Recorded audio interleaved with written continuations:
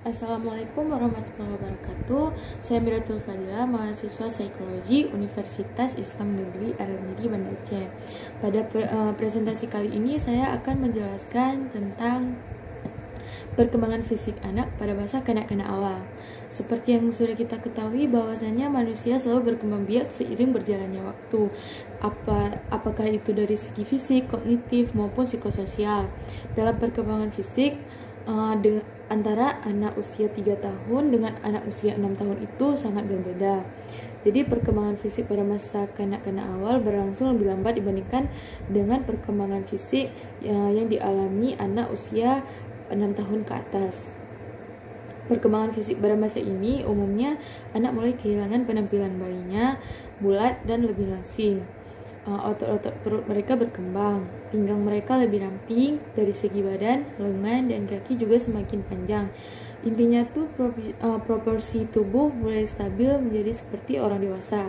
Selain itu juga terjadi perubahan atau peningkatan pada kemampuan anak pada masa kanak-kanak awal, yaitu kemampuan untuk berlari, melompat, dan melempar bola. Banyak yang belum kita ketahui itu bahwa yang terjadi lebih lambat bahwa pada masa kanak-kanak awal itu perkembangannya terjadi lebih lambat dibandingkan dengan bayi usia 3 tahun awal. Karena seperti yang kita lihat, perkembangan anak usia 2 sampai 6 tahun itu terlihat sekali perubahannya. Selain perubahan dari fisik atau tubuhnya yang luar, perkembangan otak juga terjadi di usia ini.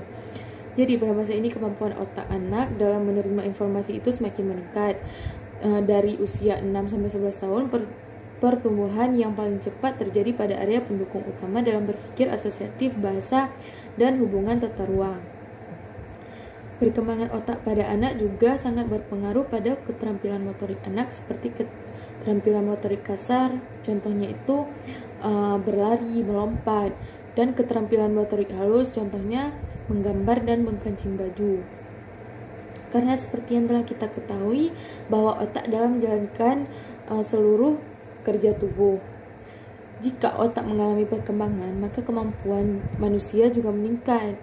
Dalam melakukan sesuatu apapun, pasti ada hal yang mengganggu proses, sama halnya dengan perkembangan. Jadi dalam perkembangan fisik anak itu tidak lepas dari gangguan. Jadi tidak semua fisik anak itu akan sama berjalannya. Setiap individu akan beda perkembangan fisiknya. Pada masa kanak-kanak awal, gangguannya itu seperti gangguan tidur pada anak. Pada masa ini anak cenderung memiliki gangguan dalam tidurnya seperti teror tidur. Biasanya dialami oleh anak seperti melihat sesuatu yang menakutkan, yaitu mimpi buruk, tidur berjalan. Jika anak mengalami tidur berjalan itu, maka yang dilakukan orang tua itu tidak boleh membangunkannya, cukup menuntunnya ke kamar atau membopongnya. Selanjutnya, ciri-ciri perkembangan anak pada masa kanak-kanak awal. Anak dilahirkan itu dalam kondisi serba kekurangan, sebab semua naluri, fungsi jasmaninya serta rohanianya belum berkembang dengan sempurna. Jadi anak-anak yang dilahirkan ke dunia dengan keadaan sangat suci dan tidak tahu apa-apa. Oleh karena itu, manusia mempunyai kemungkinan panjang untuk bebas berkembang. Yang dimaksud dengan kebebasan berkembang di sini yaitu untuk bisa mempertahankan hidupnya dan untuk bisa menyesuaikan diri dalam lingkungannya. Seorang anak bisa meningkat pada taraf perkembangan tertinggi pada usia kedewasaan, hingga di kemudian hari ia mampu mengendalikan alam sekitar dan juga bumi. Lalu keluarga itu sangat berperan penting untuk mempersiapkan anak agar bisa beradaptasi ke dalam lingkungan yang lebih luas, terutama lingkungan sekolah. Masa kanak-kanak sering disebut juga dengan masa estetika, masa indera, dan masa menentang orang tua. Jadi hati-hati kepada orang tua yang mempunyai anak usia 2 tahun ke atas. Ciri-cirinya itu antara lain adalah usia yang mengandung masalah atau usia sulit. Jadi di usia kanak-kanak awal ini biasa orang tua akan sibuk untuk membimbing anaknya ke jalan yang benar. Yang kedua ada usia mainan. Usia mainan itu adalah usia anak-anak yang terus bermain yang terus bermain, berlari, berlompat ke sana ke sini. Selanjutnya ada usia prasekolah. Usia prasekolah itu adalah usia orang tua untuk membimbing anaknya sebelum diantarkan ke sekolah. Lalu ada usia belajar kelompok. Usia belajar kelompok itu biasanya usia anak-anak untuk bisa berkontraksi dengan lingkungan sekitar.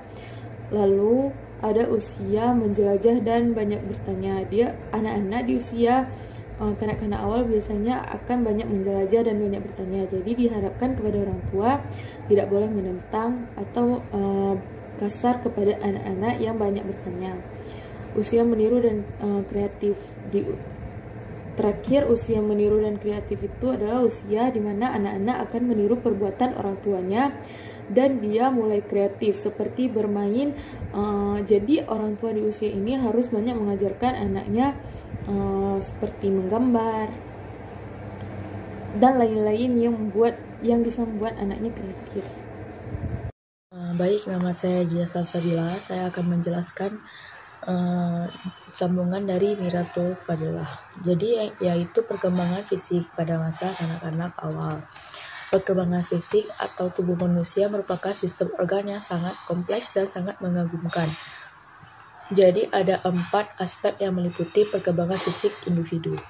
Yang pertama adalah sistem saraf yang sangat mempengaruhi perkembangan dan emosi. Yang kedua, ada otot-otot yang mempengaruhi perkembangan kekuatan, dan kemampuan motorik. Yang ketiga, ada kelenjar endokrin yang menyebabkan munculnya pola-pola tingkah laku baru. Yang keempat, ada struktur fisik atau tubuh yang meliputi tinggi, berat, dan proporsi. Jadi masa kanak-kanak awal ini merupakan masa prasekolah sekitar umur 5-6 tahun. Kadang-kadang periode ini disebut tahun prasekolah. Kelas 1 sekolah dasar biasanya menandai akhirnya periode ini. Karena pada masa kelas 1 sekolah dasar itu kan umurnya 6 tahun. Jadi 6 tahun ini adalah akhir periode ini. Kemudian perkembangan sistem saraf memberikan kesiapan kepada anak-anak untuk lebih meningkatkan pemahaman dan penguasaan terhadap tubuhnya. Yang pertama ada tinggi. Pertumbuhan tinggi badan setiap tahunnya rata-rata 3 inci. Pada usia 6 tahun, tinggi anak rata-rata 46,6 inci. Yang kedua, berat badan. Pertumbuhan berat badan setiap tahunnya rata-rata 3-5 pon. Pada usia 6 tahun, kurang lebih 7 kali berat pada waktu lahir. Jadi pada usia 6 tahun itu kurang lebih 7 kali pada berat lahirnya. 7 kali di atas berat lahirnya. Anak perempuan rata-rata 48,5 pon dan anak laki-laki rata-ratanya 49 pon. Yang ketiga, perbandingan tubuh. Yang ketiga adalah perbandingan tubuh. Jadi penampilan bayi tidak tampak lagi, wajahnya sudah mulai terbentuk, dagunya sudah jelas dan lehernya lebih memanjang. Yang keempat, postur tubuh. Perbedaan dalam tubuh pertama kali tampak jelas pada awal masa kanak-kanak. Pada postur tubuhnya gemuk, lembek. Ada yang kuat, berotot, dan ada yang relatif kurus. Yang kelima adalah tulang dan otot. Jadi tingkat pergeseran otot bervariasi pada bagian tubuh mengikuti hukum perkembangan arah. Otot menjadi lebih besar, berat, dan kuat sehingga anak tampak lebih kurus meskipun beratnya bertambah. Yang keenam ada lemak. Jadi anak cenderung bertumbuh endomorfik, lebih banyak jaringan lemaknya daripada jaringan ototnya, sedangkan mesofortik lebih sebaliknya dan bertubuh ektromatik mempunyai otot yang kecil dan sedikit jaringan lemaknya. Yang terakhir adalah gigi. Selama 4-6 bulan, itu 4-6 bulan pertama dari awal masa kanak-kanak, 4 gigi bayi terakhir geraham belakang muncul. Jadi pada masa terakhir itu adalah gigi geraham bayi muncul. Selama setengah tahun, gigi bayi mulai tinggal digantikan oleh gigi tetap. Yang pertama lepas pada gigi bayi yang pertama kali tumbuh, yaitu gigi seri tengah yang biasa tumbuh. Yang pertama tumbuh kan gigi seri tengah, jadi pas pertama copotnya itu juga gigi seri tengah. Bila masa kanak-kanak berakhir, pada umumnya bayi memiliki 1 atau 2 gigi tetap di depan. di depan dan beberapa celah di mana gigi tetap akan muncul. Baik, kemudian ada perkembangan kognitif pada masa kanak-kanak awal. Jadi kognisi itu artinya kemampuan berpikir. Jadi kemampuan dalam menggunakan otak.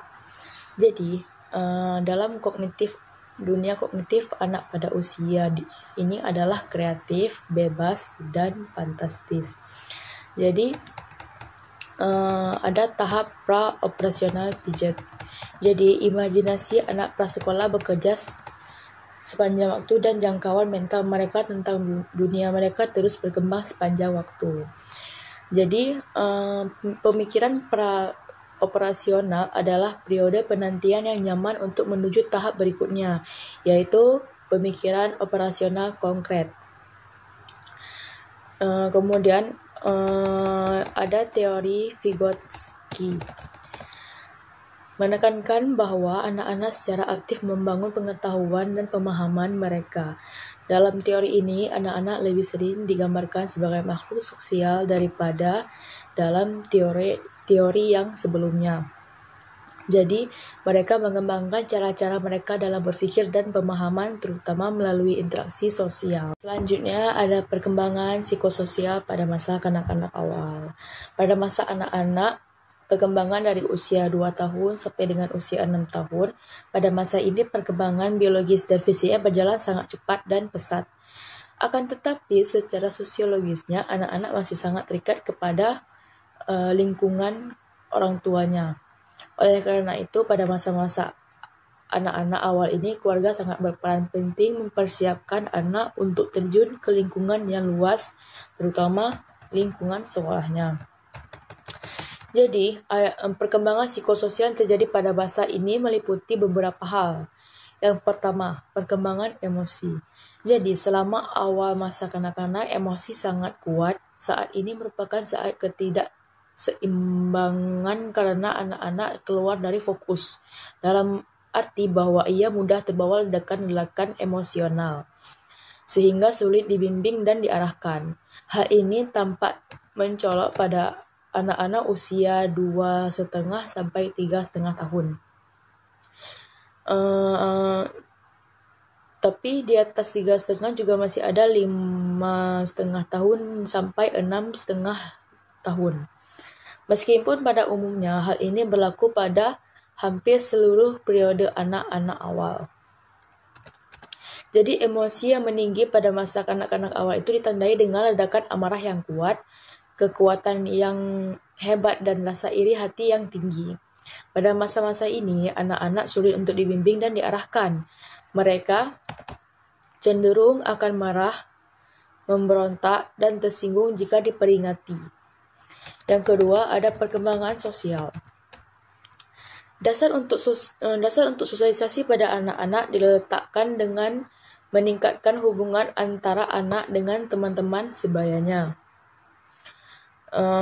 Dari tahun ke tahun, anak-anak tidak hanya lebih bermain dengan anak-anak lain, tapi juga lebih banyak berbicara. Jika anak menyenangi hubungan dengan orang lain meskipun hanya kadang-kadang saja, maka sikap terhadap kontak sosial datanglah lebih baik daripada hubungan sosial yang sering tetapi sifat hubungan kurang baik. Bahwasanya perkembangan sosialisasi pada awal masa kanak-kanak ditandai dengan meningkatnya intensitas hubungan dengan teman-teman sebayanya, dan perkembangan ini meningkatkan dari tahun ke tahun. Yang ketiga, ada perkembangan bermain. Jadi permainan adalah salah satu bentuk aktivitas sosial yang dominan pada awal masa kanak-kanak. Sebab anak-anak lebih banyak menghabiskan waktu di luar rumah bermain dengan teman-temannya dibanding terlibat dalam aktivitas lain. Permainan bagi anak-anak adalah bentuk aktivitas yang menyenangkan yang dilakukan semata-mata untuk aktivitas itu sendiri, bukan karena ingin memperoleh sesuatu yang dihasilkan dari aktivitas tersebut. Yang keempat ada perkembangan moral. Perkembangan moral adalah perkembangan yang berkaitan dengan aturan dan konvensi mengenai apa seharusnya dilakukan oleh manusia dalam interaksinya dengan orang lain. Anak-anak ketika dilahirkan tidak memiliki moral, tetapi dalam dirinya terdapat potensi moral yang siap untuk dikembangkan. Baik, cukup sekian dari kami. Mohon maaf jika terdapat banyak kesalahan. Assalamualaikum warahmatullahi wabarakatuh.